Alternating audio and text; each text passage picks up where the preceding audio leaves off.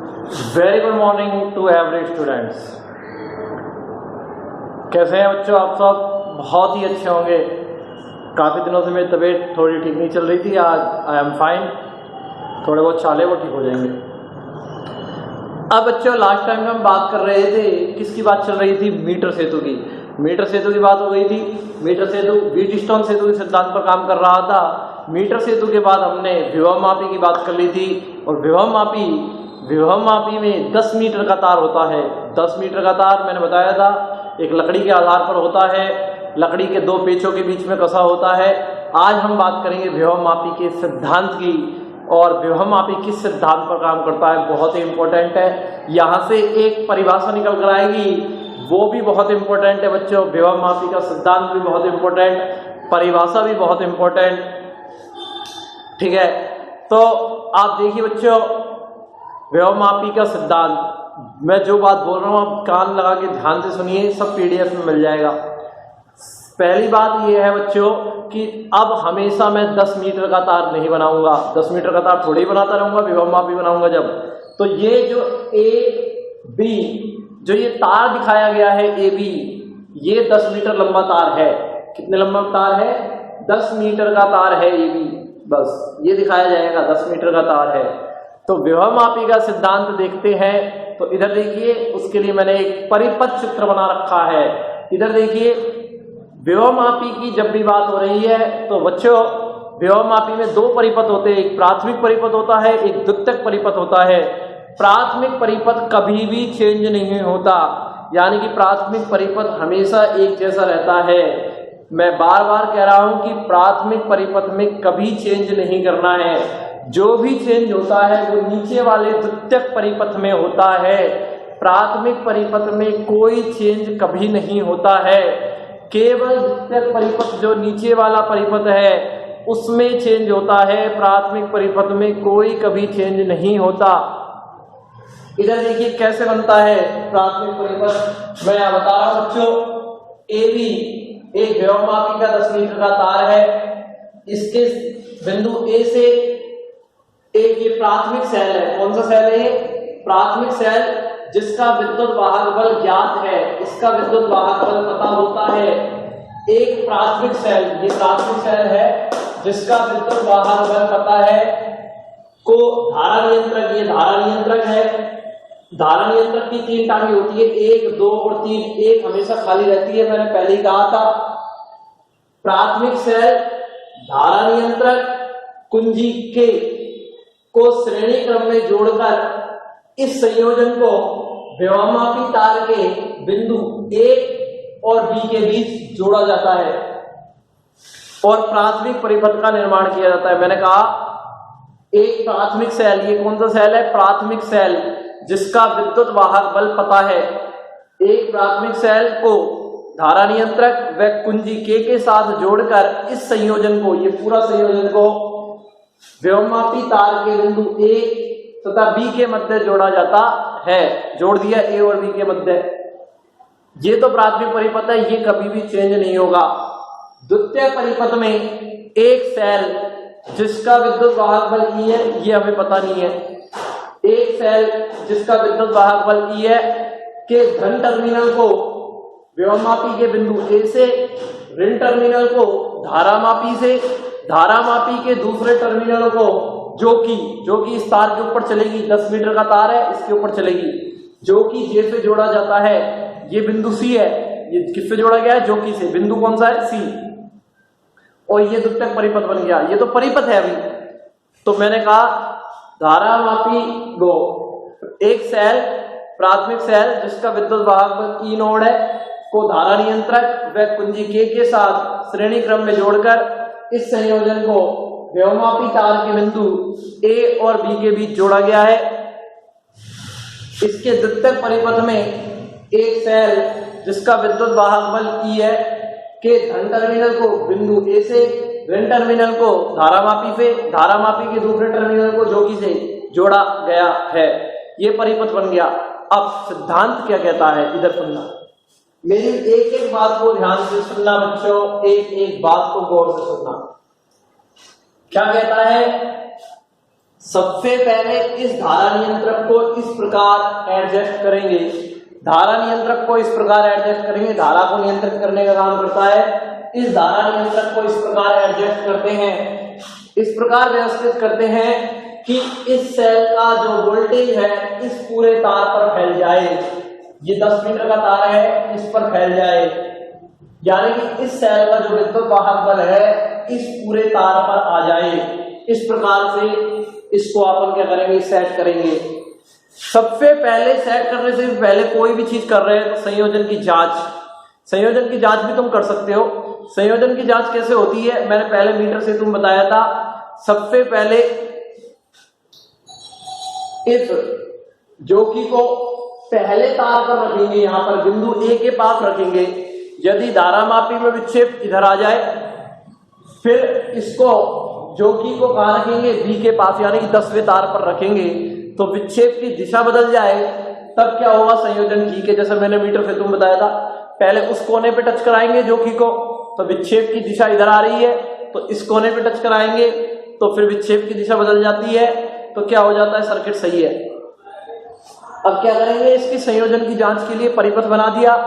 संयोजन की जांच के लिए इस जोकी को सबसे पहले बिंदु ए के पास टच करेंगे। बिंदु ए के पास कौन सा तार होगा, पहला, उस पर टच करेंगे। विक्षेप यदि मान लेते हैं इधर आ रहा है, फिर जोकी को बी के पास, और बी के पास कौन सा तार है, 10वां, वहां टच करेंगे और विक्षेप देखेंगे। यदि विक्षेप की दिशा बदल जाती है तो फिर अपन क्या करेंगे कि संयोजन क्या है, ठीक है, ठीक है ना, संयोजन क्या हो गया है, ठीक है, कोई दिक्कत वाली बात नहीं है, ये हो गया है। अब मैं कह रहा हूं कि सबसे पहले क्या करते हैं, सबसे पहले इस धारा नियंत्रण को इस प्रकार सेट करते हैं कि ये जो सेल है इसका विद्युत वाहक बल इस पूरे तार पर फैल जाए, इस पूरे तार पर, विभवमापी तार पर इसका विद्युत वाहक बल फैल जाए। और इसका विद्युत वाहक बल जब फैल जाता है तो बच्चों इधर सुनिए, इसका विद्युत वाहक बल E0 वो किसके सिरों पर आ गया, इसके सिरों पर वोल्ट ताप के बराबर आ गया, VAB, E0 बराबर VAB, यानी कि इस सेल का विद्युत वाहक बल इस विभवमापी तार पर फैल गया। तो इसका जो VAB तार का जो वोल्टेज होगा वो इस सेल के बराबर होगा, क्योंकि इस सेल का विद्युत वाहक बल इस तार पर फैल गया पूरे पर, और इस तार पर पूरे पर फैल जाता है। और इसका सिद्धांत ये कहता है कि VAB विद्युत वाहक बल इस पूरे तार पर फैल गया, तो जो वोल्टेज है वो इस तार की लंबाई के सीधे समानुपाती होगा। वोल्टेज इस तार की सीधे लंबाई, वोल्टेज जो होगा इस तार पर वो तार की लंबाई के सीधे समानुपाती होता है, ये सिद्धांत कहता है। इसका वोल्टेज इन दोनों के बीच के वोल्टेज के बराबर तो है ही, और जो वोल्टेज होता है वो लंबाई के सीधे समानुपाती होता है। जितनी ज्यादा लंबाई होगी उतनी ज्यादा लंबाई पर ये वोल्टेज फैला है। तो L क्या है, विभवमापी तार की लंबाई, और विभवमापी तार की लंबाई पर ये वोल्टेज पूरा फैल गया है। तो यहां से जब समानुपाती का चिन्ह हटता है बच्चों, तो यहां से एक नियतांक आता है X, और X क्या है, समानुपाती स्थिरांक है, जिसको बोलते हैं X बराबर है विभव प्रवणता। विभव प्रवणता क्या बोला गया है बच्चों, विभव प्रवणता बोला गया है। क्या बोला गया है, विभव प्रवणता। मैं फिर आपको कह रहा हूं कि विभव प्रवणता, दोबारा एक बार मैं कह रहा हूं कि सबसे पहले क्या करते हैं, इस धारा नियंत्रक से इस प्रकार सेट करते हैं कि इस सेल का विद्युत वाहक बल इस तार पर फैल जाए। इस तार पर जब फैल गया तो E0 बराबर हो गया AB के वोल्टेज के बराबर, और जो वोल्टेज होता है इस तार पर वो लंबाई के सीधे समानुपाती होता है। तार की कुल लंबाई है L, और VAB बराबर हो जाएगा XL। X एक समानुपाती स्थिरांक है जिसको बोलते हैं विभव प्रवणता, ठीक है। अब ये तो इस प्राथमिक परिपथ के लिए बात करी, मैं द्वितीयक परिपथ से इसका सिद्धांत समझाना चाहूं तो मैं क्या करूंगा, इस जोकी को मैं विभवमापी तार पर चलाऊंगा, ठीक है। जोकी को विभवमापी तार पर चलाऊंगा, तो विभवमापी तार पर चलाऊंगा तो गैल्वेनोमीटर में, ये गैल्वेनोमीटर है। अब ये वाला परिपथ काम में आ रहा है। अब मैं जोकी को इस तार पर चलाऊंगा तो इस गैल्वेनोमीटर में क्या आएगा, विक्षेप आएगा। जोकी को तार पर चलाऊंगा, पहले तार पर रखा, दूसरे पर रखा, तीसरे पर रखा, पांचवें पर रखा, 90 पर रखा, तो गैल्वेनोमीटर में क्या आएगा, विक्षेप आएगा। मान लेता हूं पहले जोकी को मैंने तीसरे तार पर रखा, गैल्वेनोमीटर में विक्षेप इधर आ रहा था, फिर पांचवें पर रखा, फिर थोड़ा और इधर आया, फिर मैंने मान लो सी बिंदु पर रख दिया। ये मान लेते हैं छठा तार है, 5 पर छठा कोई सा भी तार हो सकता है, 10 मीटर के 10 तार है ना, तो मान लेते हैं छठा तार पर बिंदु पर गैल्वेनोमीटर में विक्षेप आ गया 0। हमको कौन सी अवस्था प्राप्त करनी है, इफ जोकी को विभवमापी तार पर चलाना है और गैल्वेनोमीटर में 0 विक्षेप की अवस्था प्राप्त करनी है। और 0 विक्षेप की अवस्था प्राप्त जब हो जाएगी तो उस समय बिंदु है मान लो सी, और उस समय जो लंबाई प्राप्त होती है यहां से यहां तक की नाप लेंगे स्केल से, और वो लंबाई है संतुलित लंबाई L। तो उस समय इधर देखना कौन सा सेल काम में आ रहा है, ये वाला, और उस समय वोल्टेज किसके बीच में है, ये वाला। तो अभी ऊपर वाले परिपथ से ये बात की थी, तो नीचे वाले परिपथ से सेल कौन सा आ रहा है काम, E, विद्युत वाहक बल का सेल काम में आ रहा है। और वोल्टेज किसके बीच में है, ये सेल का वोल्टेज इस सेल का विद्युत वाहक बल कहां फैल गया, यहां पर फैल गया, इस पर फैल गया, इस पर ही तो फैला है VAC, और VAC किसके समानुपाती होगा, इस लंबाई, संतुलित लंबाई L के समानुपाती होगा, क्योंकि मैंने कहा वोल्टेज लंबाई के सीधे समानुपाती होता है। तो यहां से E बराबर क्या आ जाएगा, VAC बराबर XL आ जाएगा, और X विभव प्रवणता है। ये नीचे वाले सर्किट से सिद्धांत समझाया है, ये ऊपर वाले सर्किट से सिद्धांत समझाया है, बात वही है। यहां पर पूरी लंबाई की बात हुई थी, ऊपर वाले सर्किट में तो कैपिटल L लिया, यहां पर ये सेल काम में आ रहा है, तो कौन सी लंबाई की बात होगी, संतुलित लंबाई, और बिंदु कोण की बात होगी, इन दोनों की, क्योंकि संतुलित लंबाई यहां तक के लिए ही प्राप्त हो रही है। तो विभवमापी का सिद्धांत ये कहता है कि जो वोल्टेज होता है तार पर वो लंबाई के सीधे समानुपाती होता है, चाहे यहां देख लो चाहे यहां देख लो, तार की लंबाई के सीधे समानुपाती होता है। और VAC बराबर या VAB बराबर XL हो गया, जहां X बराबर विभव प्रवणता है। मैं दोबारा कह देता हूं इस वाले के लिए, क्या करते हैं, जोकी को विभवमापी तार पर चलाते हैं, जोकी को विभवमापी तार पर चलाएंगे, धारामापी में विक्षेप उत्पन्न होगा, धारामापी में विक्षेप की 0 अवस्था प्राप्त करनी है, यानी कि धारामापी में जब सुई ऐसे आ जाए तब वो बिंदु C प्राप्त करना है, और उस समय वो लंबाई संतुलित लंबाई कहलाती है, वो ये रही। तो उस समय वोल्टेज A और C के बीच का होगा, और उस समय वोल्टेज किस सेल से लिया जा रहा है, इस सेल से लिया जा रहा है, तो E बराबर इसके वोल्टेज के बराबर हो जाएगा, ये सेल, इस सेल का वोल्टेज यहाँ फैल गया, और ये किसके समानुपाती हो जाएगा, इस लंबाई के समानुपाती। यानी विभवमापी तार पर जो वोल्टेज आता है वो लंबाई के सीधे समानुपाती आता है, और लंबाई के सीधे समानुपाती आएगा तो यहां से VAC बराबर क्या हो जाएगा, XL। X विभव प्रवणता है, क्या है, विभव प्रवणता है। विभवमापी तार की इकाई लंबाई पर होने वाला विभव पतन विभव प्रवणता कहलाता है। अब हम बात करेंगे X विभव प्रवणता की। परिभाषा सिद्धांत खत्म हो गया है, विभव प्रवणता की बात होगी। ये विभवमापी का सिद्धांत था, मैं लिख देता हूं, विभवमापी का सिद्धांत, विभवमापी का सिद्धांत था ये, विभवमापी का सिद्धांत। अब आप करेंगे विभव प्रवणता, विभव प्रवणता, प्रवणता X, इधर सुनना, विभव प्रवणता X क्या होगी, इधर देखना, विभव प्रवणता X होगी क्या, यहां से देखिए, इधर से बता रहा हूं मैं, इस वाले से, E0 बराबर है XL, तो X बराबर होगा E0, और E0 का मान VAB है, और E0 का मान VAB है। तो यहां से परिभाषा बनेगी, विभवमापी तार की लंबाई, ये विभवमापी तार की लंबाई है, विभवमापी तार की इकाई लंबाई पर, विभवमापी तार की इकाई लंबाई पर होने वाले विभव पतन, ये क्या है, विभव पतन है ए और बी के बीच का, विभवमापी तार की इकाई लंबाई पर होने वाले विभव पतन को विभव प्रवणता x कहा जाता है। विभवमापी तार की इकाई लंबाई पर होने वाले विभव पतन को विभव प्रवणता कहा जाता है। और ये सूत्र रहा। और इधर पढ़ना, यदि सेल से, ये वाला सेल, इसकी बात हो रही है, सेल से आई धारा ली जा, आई धारा परिपथ में आ रही है, परिपथ में आ रही है, वह तार का प्रतिरोध कैपिटल R है, तब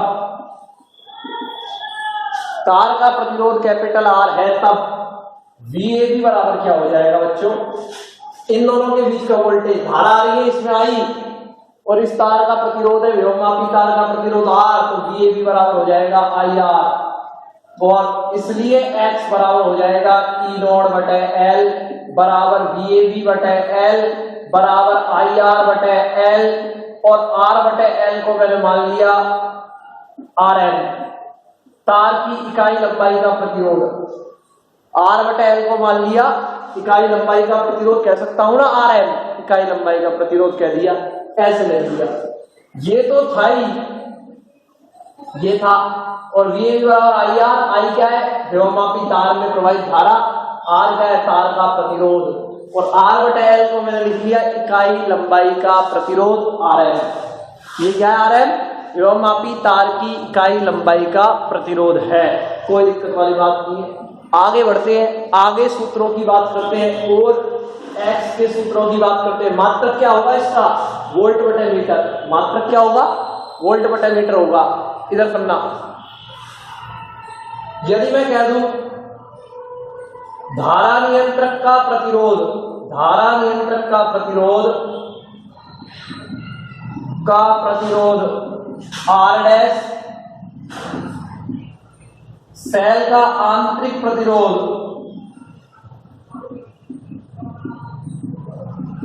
सेल का आंतरिक प्रतिरोध स्मॉल r है, तब धारा I बराबर होगी, सेल का विद्युत वाहक कितना है, E नोड, E नोड बटे R प्लस R होती है।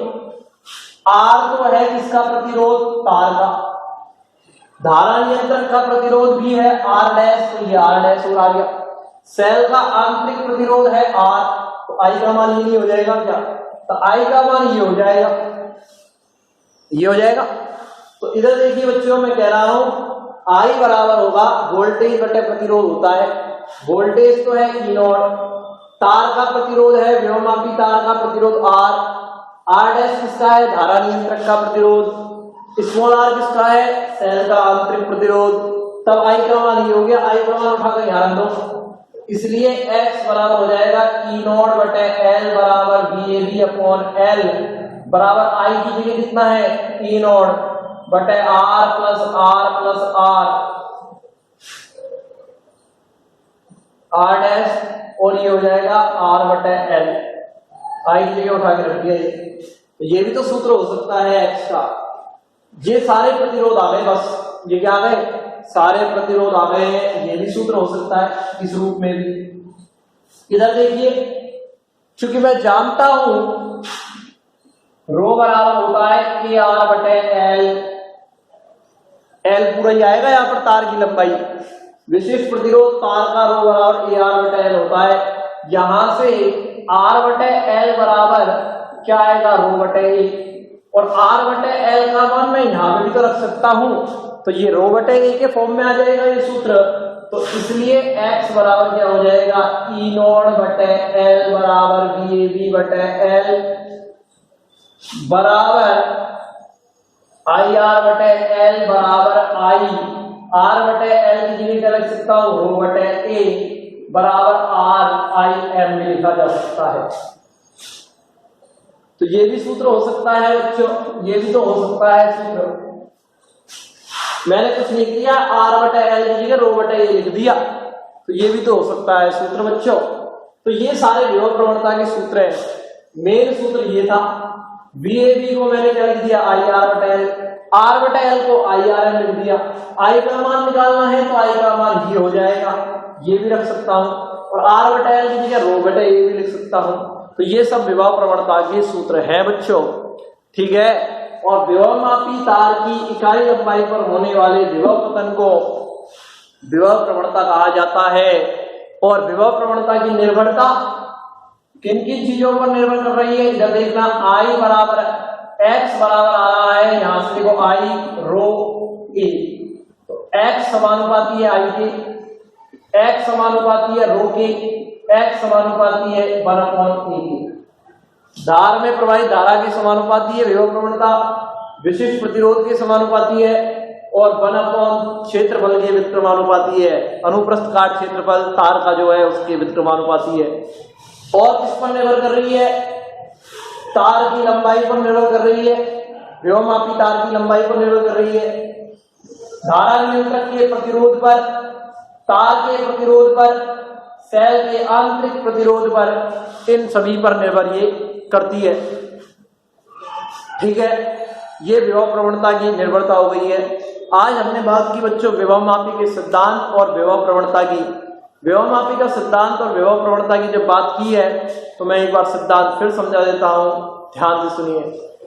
इधर देखिए, एक सेल जिसका विद्युत वाहक बल E नोड ज्ञात है को धारा नियंत्रक RH व कुंजी K के साथ श्रेणी क्रम में जोड़कर इस संयोजन को विभवमापी के बिंदु A और B के मध्य जोड़ा गया है। फिर द्वितीयक परिपथ में एक सेल जिसका विद्युत वाहक बल E है के धन टर्मिनल को बिंदु A से, ऋण टर्मिनल को धारामापी से, धारामापी के दूसरे टर्मिनल को जोकी से जोड़ा गया है, और इस प्रकार द्वितीयक परिपथ का निर्माण किया गया है। सबसे पहले इसके बाद होगा संयोजन की जांच। संयोजन की जांच करने के लिए जोकी को सबसे पहले बिंदु A के पास टच कराते हैं, यानी कि पहले तार पर रखते हैं और धारामापी में विक्षेप की दिशा देखते हैं। फिर जोकी को 10वें तार यानी कि B के पास टच कराते हैं और धारामापी में विक्षेप की दिशा देखते हैं। दोनों स्थितियों में यदि विक्षेप की दिशा एक दूसरे के विपरीत प्राप्त होती है तो संयोजन ठीक है। अब सिद्धांत की बात करेंगे। धारा नियंत्रक को इस प्रकार व्यवस्थित करते हैं कि इस सेल का वोल्टेज इस तार पर फैल जाए, तो E नोड बराबर हो जाएगा VAB, और सिद्धांत ये कहता है कि इस तार पर होने वाला जो विभवांतर है, जो विभव पतन है, वो इसकी लंबाई के सीधे समानुपाती होता है। VAB समानुपाती L, VAB बराबर XL, ये सिद्धांत है। X क्या है, धारामापी की विभवमापी की विभव प्रवणता है। फिर द्वितीयक परिपथ के लिए देखना चाहे इसी सिद्धांत को, तो मैंने कहा इस जोकी को इस तार पर चलाएंगे और जोकी को इस तार पर चलाकर धारामापी में शून्य विक्षेप की अवस्था प्राप्त करेंगे। तो धारामापी में शून्य विक्षेप की अवस्था पर जो संतुलित लंबाई, ये लंबाई आ रही है, वो नोट कर लेंगे L। तो उस समय सेल काम में आ रहा है ये वाला E, वोल्टेज A और C के बीच का आ रहा है, और उस समय ये लंबाई L के सीधे समानुपाती हो जाएगा और वही X क्या आ जाएगा, विभव प्रवणता आ जाएगी। अब बात करें विभव प्रवणता की, तो VAB बराबर X नोड A, VAB बराबर E नोड बराबर XL है, X बराबर है E नोड बटे L, और E नोड का मान VAB बटे L है। तो यहाँ से विभवमापी तार की इकाई लंबाई पर होने वाले विभव पतन को विभव प्रवणता कहा जाता है, बता दिया है। और मैं कह रहा हूं यदि सेल से विभवमापी के तार में धारा आई जा रही है, तार का प्रतिरोध कैपिटल R है, तब मैंने कहा है X बराबर क्या हो जाएगा, E नोड बटे L बराबर VAB बटे L, और V बराबर क्या है, IR बटे L, जहां पर R बटे L क्या है, VAB बराबर IR हो जाएगा। R बटे L इकाई लंबाई का प्रतिरोध, RM मान लिया, वो IRM हो गया। RM क्या है, इकाई लंबाई का प्रतिरोध है, R बटे L है। फिर मैंने कहा धारा नियंत्रक का प्रतिरोध भी तो शामिल है, उसको मैंने R मान लिया। आंतरिक प्रतिरोध सेल का स्मॉल r मान लिया, तो I बराबर हो जाएगा E बटे R होता है, तो E नॉट R क्या है, तार का प्रतिरोध, R डैश क्या है, धारा नियंत्रक का प्रतिरोध, स्मॉल r क्या है, सेल का आंतरिक प्रतिरोध, तो ये आ जाएगा। तो ये सूत्र ऐसे हो गया। फिर मैंने कहा रो बराबर क्या होता है, AR बटे L, L क्या है टोटल लंबाई, तो R बटे L बराबर क्या हो जाएगा, रो बटे, तो X R/L का फॉर्मूला यहाँ पर भी तो रख सकता हूं, तो ये सूत्र आ जाएगा, ये मैंने बता दिया। फिर मैंने कहा विभवमापी की विभवांतर, विभवमापी की विभव प्रवणता किस पर निर्भर करती है, x बराबर I U बटे A है, तो धारा पर निर्भर करेगी, आंतरिक प्रतिरोध विशिष्ट प्रतिरोध पर निर्भर करेगी और क्षेत्रफल के व्युत्क्रमानुपाती होगी। तार की लंबाई पर भी निर्भर करती है, प्रतिरोध पर भी निर्भर करती है, विभवमापी के प्रतिरोध पर, धारा नियंत्रक के प्रतिरोध पर, सेल के आंतरिक प्रतिरोध पर भी निर्भर करती है। विभवमापी की विभव प्रवणता की परिभाषा कई बार पेपर में आ चुकी है। परिभाषा लिखोगे, विभवमापी तार की इकाई लंबाई पर होने वाले विभव पतन को विभव प्रवणता कहते हैं। ये विभव प्रवणता लिखने के बाद ये सूत्र लिखोगे 1 नंबर में, और पूरा आता है तो फिर पूरा करना पड़ेगा। 1 नंबर में इतना सा सूत्र लिख दोगे यहाँ से तो चल जाएगा। मात्रक पूछा गया था एक बार, मात्रक होगा, इसका मात्रक वोल्ट, इसका मात्रक मीटर, तो इसका मात्रक हो जाएगा बच्चों वोल्ट बटे मीटर। तो ये बात आज हमने बात की है विभवमापी के सिद्धांत की। सिद्धांत से ही आगे हम विभवमापी के मानकीकरण, सुग्राहिता, अभी 5 दिन का और ये चैप्टर हमारा बच रहा है, तो 5 दिन और लग जाएंगे इसके अंदर विभवमापी में, और उसके बाद ये खत्म हो जाएगा। आप मेरे साथ पढ़ते रहें, नोट्स बनाते रहें, सवाल करते रहें, कोई दिक्कत हो तो पूछ सकते हैं। धन्यवाद।